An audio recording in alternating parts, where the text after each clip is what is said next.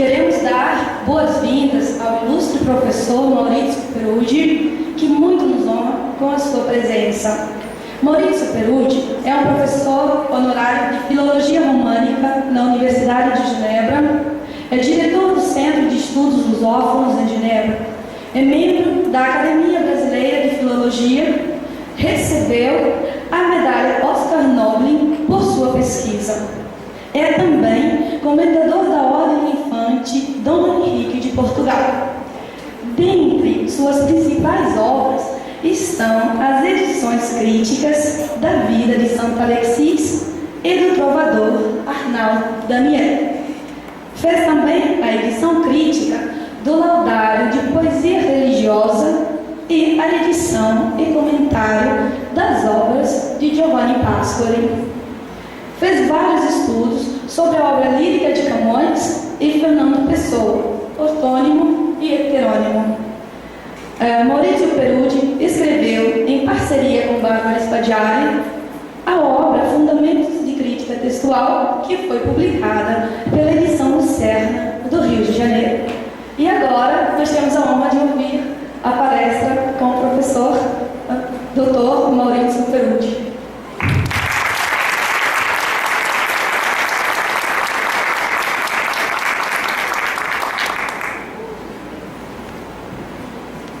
Seja bem-vindo, professor. Quero dizer também que é uma honra recebê-lo aqui, depois de tantos anos falando do Mato Grosso. Hoje posso realmente mostrar essa terra de Tacotão, por aí. Boa noite. Obrigada pela presença. Então, a honra é a minha. E, antes de mais nada, agradeço o convite das colegas organizadoras e dos colegas, dos amigos presentes. E aproveito a ocasião para dizer que, quando comecei os meus trabalhos sobre Camões, eu devo isso ao saudoso professor Gregário Dias Azevedo Filho. Eu estava, a primeira vez que viajei ao Brasil foi nos anos 90, o professor Gregário me convidou e naquela época eu escrevi e publiquei o meu primeiro artigo na revista brasileira Confluência. E, portanto, agora aquilo que eu trazo da minha pesquisa provém da uma tradição brasileira, porque, efetivamente, em Portugal, a filologia camoniana ainda não existe de um ponto de vista científico. Então, hoje à noite eu apresento um soneto do Corpus Camoniano, soneto atribuído a Camões, que é muito, muito conhecido. Basta vocês verificar na rede, na internet, e vão encontrar este soneto muitas vezes, embora não exatamente no mesmo texto que eu aqui proponho. Na verdade, como veem, trata-se de duas versões. Uma do manuscrito Cristóvão Borges, o manuscrito quinhentista Cristóvão Borges, está à esquerda, e outro do manuscrito Juramendi, à direita.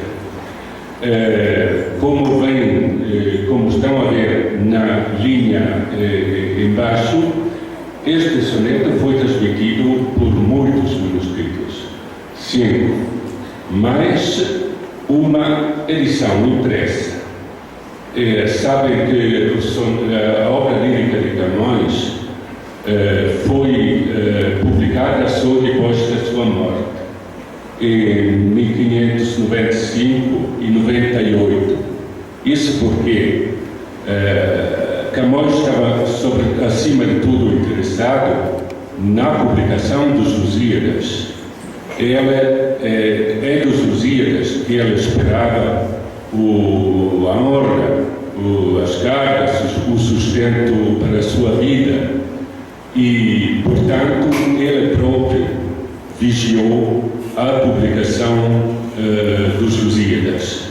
E por isso estamos seguros de que o texto dos Lusíadas que possuímos é exatamente aquele que o autor quis que fosse. Não é a mesma coisa para a obra lírica, porque por razões puramente econômicas, como digo. E a obra lírica não temos o texto definitivo. Foi transmitida quer por manuscritos, quer por impressos, porque não se deve acreditar que a invenção do livro impresso acabasse com os manuscritos. Não, os dois documentos continuam a coexistir pelo menos durante 2 séculos. E, portanto, a obra lírica camoniana está transmitida quer por manuscritos, quer por impressos. Pertence ao professor Leodegário e antes dele a Emanuel Pereira Filho, outro brasileiro, o mérito de valorizar os manuscritos ao lado dos impressos. Então, se dizerem, vamos ler este soneto na versão de esquerda, na versão do manuscrito Cristóvão Borges.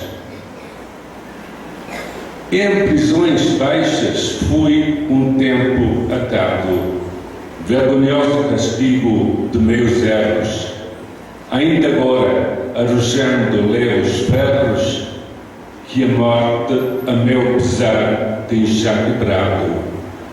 Sacrifiquei a vida a meu cuidado, que a morte não quer cordeiros nem bezerros. Vi mágoas, vi misérias, vi esterros. Parece que me estava se ordenado. Contentei-me com pouco, conhecendo que era o contentamento vergonhoso, só por ver que coisa era ser contente. Mas minha estrela, que hoje agora entendo, a morte cega, o caso duvidoso, me fizeram desgosto saber o medo. E é um soneto muito pitoresco, não é? Porque vem esta imagem de Camões na prisão, na mais conhecida prisão de Lisboa, que se chamava O Tronco, perto do bairro Alto. E por que Camões estava em prisão? Bom, existem documentos, que é verdade, podem verificar no verbete do dicionário camoniano, que foi publicado há alguns anos. E eu vou ler. Trata-se de uma carta de perdão de 7 de março de 1553.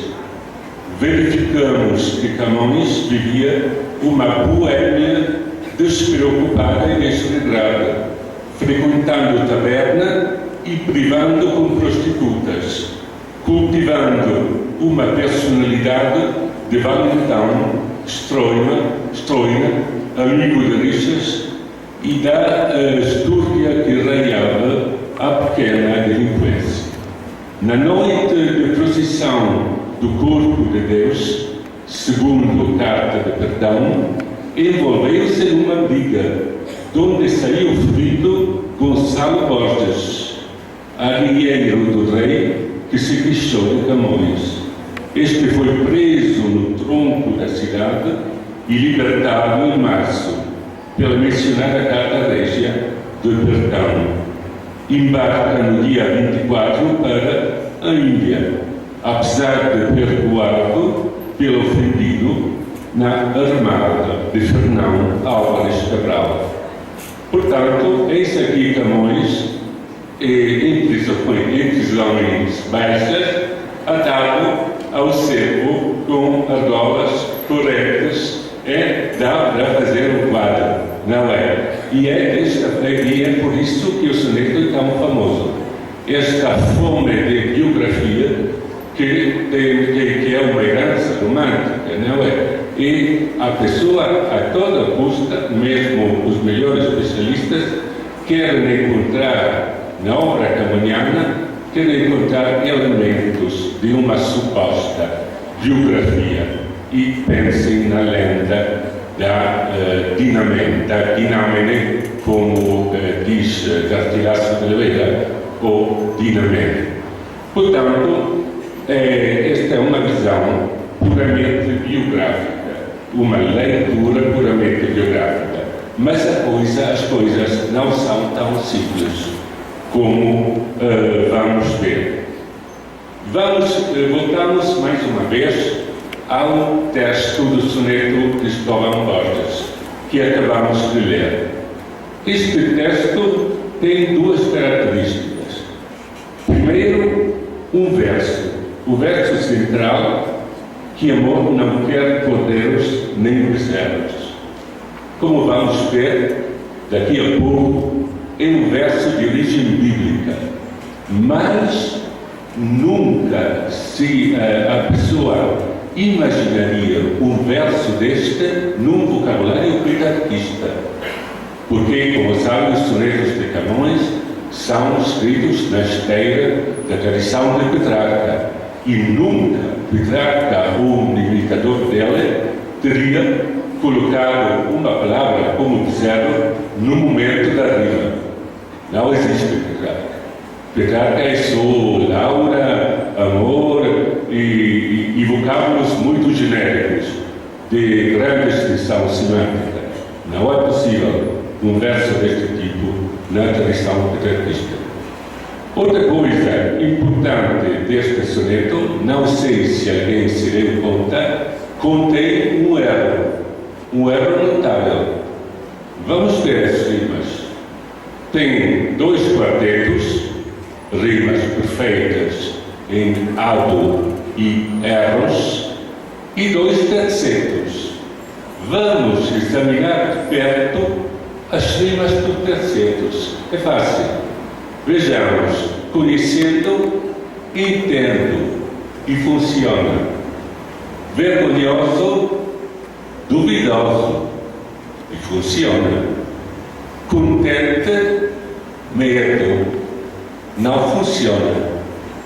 Este é um erro, não é? Notável. Erro no momento da rima. Então, agora, este é o texto que o Cristóvão Borges compartilha com a maioria dos outros manuscritos.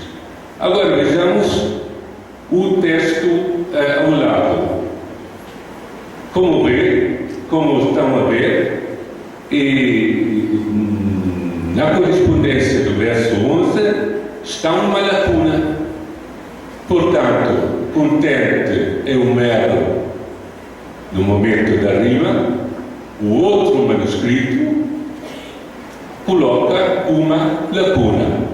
Agora, os filólogos, como os policiais, não acreditam nas coincidências. Evidentemente, aqui, neste lugar do texto, estava uma lacuna. Provavelmente, estes manuscritos e outros remontam a um exemplar onde, em lugar do verso 11, não estava nada. Este chama-se de arquétipo. Esta seria uma prova de arquétipo muito, muito interessante. Na verdade, o manuscrito penso que também transmite este soneto, tem a solução. A solução é a seguinte.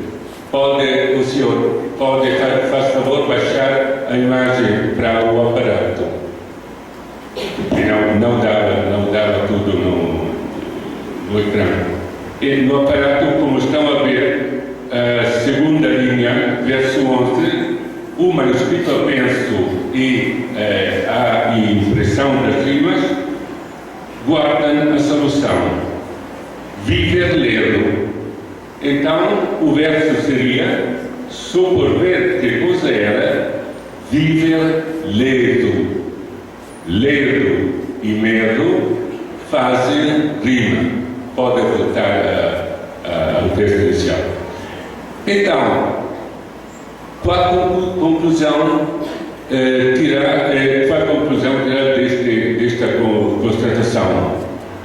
Duas possibilidades.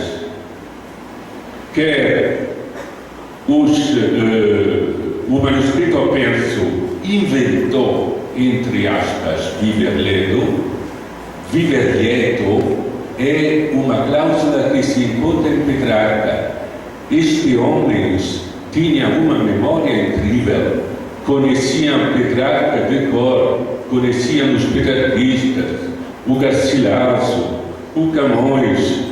Portanto, para um escriba com a cultura média daquela época, aqui substituir viver ledo não era tão difícil. Esta é uma possibilidade.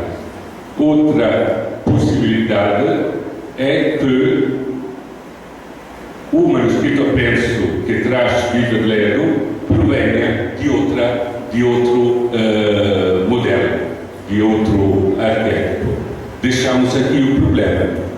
Como bem, o estabelecimento do texto comporta muitos problemas a resolver. Abro uma parêntese. Sempre aos meus alunos digo uma coisa: a filologia a que serve? A filologia serve a olhar para o texto, qualquer texto, de forma crítica. Porque a pessoa vê o soneto impresso, ou então lê o soneto na internet, e a nossa tendência é aquela de fazer confiança, de acreditar que o texto seja aquele, pronto. A mesma coisa quando vocês leem os jornais, a mesma coisa quando vocês leem uma revista, ou estão a ouvir uma mensagem publicitária. É preciso olhar para qualquer texto com espírito crítico. Nenhum texto é a verdade, apesar de que, por certos investigadores, a verdade não se sabe se existe. A verdade fica com Deus, e com o pesquisador fica a hipótese mais plausível, a hipótese mais econômica. Isso é o ensino principal.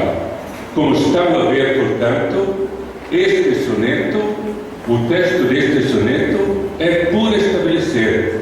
Não sabemos qual é o texto exato, ou sabemos isso só aplicando estas técnicas que eu estou a mostrar, que têm elas também seus limites.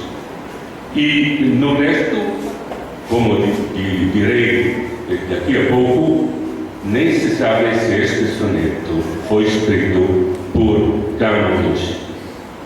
Agora, eu volto ao meu assunto. Vejamos um bocado a outra versão, a versão do manuscrito Jurumenia, aquela que está à direita, com a lacuna. Este texto, esta versão também é curiosa. Eu vou apontar para algumas características. Primeiro, vejam meios erros. No segundo verso, meios erros, repetido no momento da rima, no segundo quarteto.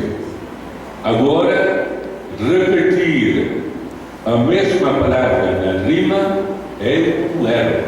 Não é possível. Não é possível na técnica dos sonetos petrarquistas. É um erro retórico, eu digo. E outra coisa, o verso não quer corderos nem bezerros não existe. Em lugar deste verso está outro. Desejei a morte mudando em meus erros. Olhem, este não é decassílabo heróico. O acento principal está na quarta sílaba. E Camões, quando era jovem, escrevia versos deste tipo. Não, nem sempre escrevia decassílabos heróicos perfeitos. Eu agora não posso mostrar a coisa em todos os detalhes, mas vou dizer diretamente a vir aqui na minha conclusão. Este manuscrito guardou um rascunho, guardou uma versão inicial deste soneto, porque cada um dentre nós, na hora que escreve um texto pela primeira vez, não escreve de forma perfeita, ele escreve de forma aproximada. Portanto, podemos muito bem imaginar Camões que repete a mesma palavra no momento da rima, pensando depois de corrigir. Vejam muitas repetições, cuidado, mudando. Vejam fortuna e fortuna. E este é o rascunho. E a filologia também ocupa-se de rascunho, tanto aqueles de Camões quanto de essa de Queiroz, por exemplo, o de Flaubert, o de Pessoa e de muitos escritores. Então, a minha conclusão é a seguinte: a versão de direita guardou um precioso rascunho, um precioso cartapácio. O autor, a certo momento da sua vida, retomou este rascunho e corrigiu e aperfeiçoou. Veja um par de exemplos destes aperfeiçoamentos. O manuscrito de direita, rigoroso no segundo verso, rigoroso castigo, e no primeiro terceto, contentamento rigoroso. Veja no manuscrito da esquerda, vergonhoso e vergonhoso. Só o autor pode fazer uma correção deste tipo. O autor vê que estão dois epítetos que são os mesmos e guarda a identidade mudando. Veja, estamos a fazer uma crítica genética de Camões, o que é muito interessante, porque se se tratasse de um autor moderno, dá para estudar o seu arquivo, o seu espólio, os seus cartapácios, conquanto que não os destruísse, como queria fazer Virgílio, da Enéida. Mas no caso de um autor quinhetista é mais difícil. Veja outra correção muito interessante.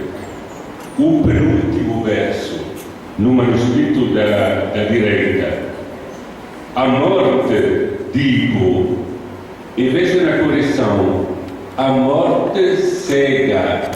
Cega é Petrarca, Bembo, Varchi, toda uma tradição petrarquista. Então estamos a ver o autor que petrarquiza a própria obra e talvez pensava numa publicação que nunca chegou a fazer.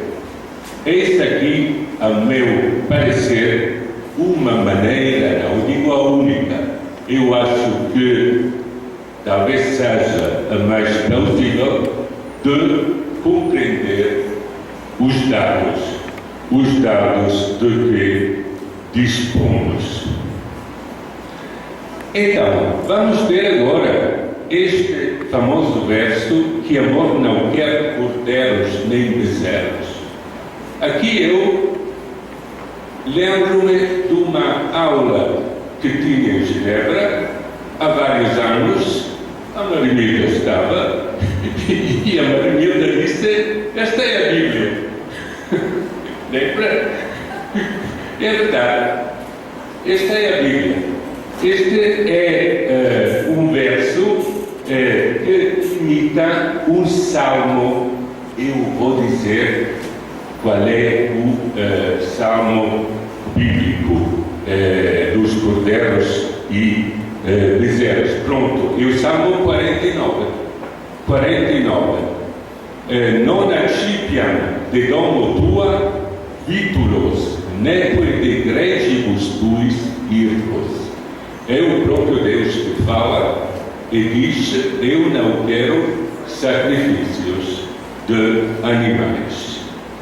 Este lugar tornou-se famoso e foi retomado pelo apóstolo Paulo, São Paulo, na Epístola ad Hebreus 9,12: neque per sanguinem ircorum aut vitulorum.